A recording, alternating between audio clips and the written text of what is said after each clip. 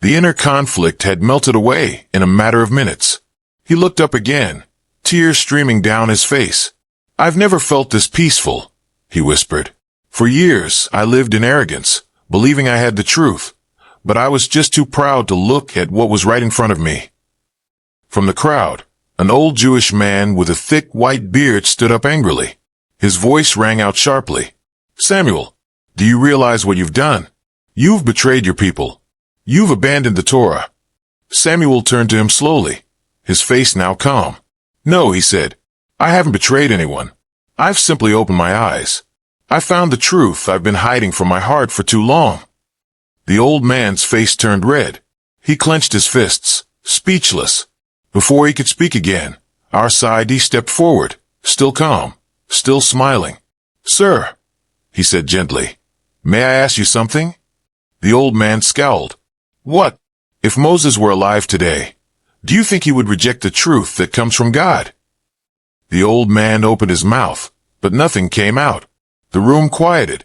Moses submitted to God. Al-Qadi continued, and so did Jesus.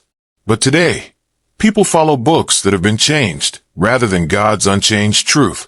Why do we fear what God sent last? The old man remained silent, caught in a battle with his own thoughts. Around him, many others began to question the beliefs they had always accepted without hesitation. Samuel looked at Al-Qadi, tears still in his eyes. "I want to learn more," he said with hope. "I want to understand Islam deeper." An elderly imam who had been quietly watching stepped forward and placed a hand on Samuel's shoulder. "You have taken the first step, my brother," he said, "and we will walk the path with you." Samuel nodded. For the first time in his life, he felt free.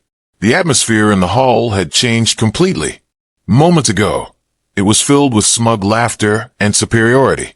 Now, all that remained was stunned silence and the sound of hearts beating a little faster than usual. Samuel David, once a proud debater full of arrogance, was now a humble man standing on a new path of truth.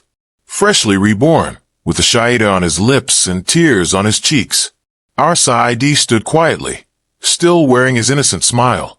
He wasn't aware of the storm he had calmed, or the fire he had extinguished.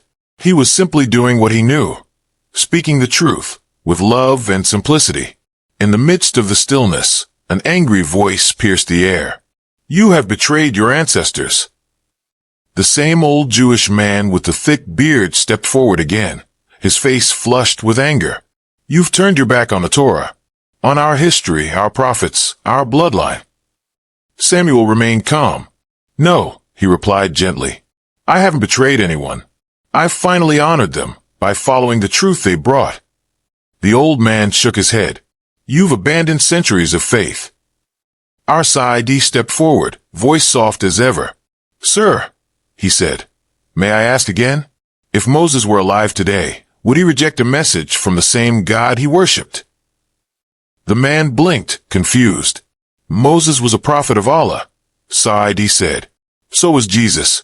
They didn't teach that they were gods. They taught people to worship one God. They submitted to him. But today, humans follow words changed by other humans, not the original message from God." The man opened his mouth, then paused. His expression faltered. Around him, others were visibly shaken. Some whispered. Some looked down, as if the boy's innocent words had planted seeds of doubt deep inside long-set beliefs. A young woman in the third row stood up. Her voice trembled. "If Islam is true, why were we always taught to hate it?" Her words floated through the hall. Her hands were shaking, her eyes wide with curiosity and pain. Al-Qadi looked at her, eyes gentle. "Because many people are afraid of the truth," he replied simply. "But the truth always finds a way to shine through, even if people try to hide it." She sat down slowly, hands over her heart. Silence followed. Samuel stepped forward again. "I studied religion my whole life," he said, "but I never felt clarity. The Torah was changed. The history was manipulated. I spent years defending something that never gave me peace." He turned to Al-Qadi. "But this child, in a few minutes, showed me something I had never seen before. Not just logic, but light." The old man clenched his jaw. "You're being deceived by a child." Samuel shook his head. No, I'm being guided by one. Tight to their doubts, to their pride, but others had visibly softened. Whispers turned into conversations. Eyes that once burned with contempt now glistened with emotion. And all of it, because of a 5-year-old boy. The imam, still standing beside Samuel, addressed the room. Truth does not depend on the age of the speaker. Truth stands on its own. And today, through this boy, you have seen it clearly. Another man in the audience stood up, trembling. If this is the truth, he said slowly, then what are we holding on to? No one answered. The silence said everything. One after another, people began rising from their seats. Some had tears in their eyes. Some pressed their palms together in thought. One woman, the same who had earlier questioned their teachings, now stepped forward with conviction. I was taught Islam as our enemy, she said, but I've seen nothing but peace in this boy's words. Nothing but reason. Nothing but light. She turned to Saadi. Thank you, she whispered. Saadi looked down shyly, then smiled. It's not from me, he said. It's from Allah. Somewhere in the back, another voice called out, Allahu Akbar. Then another. Then more.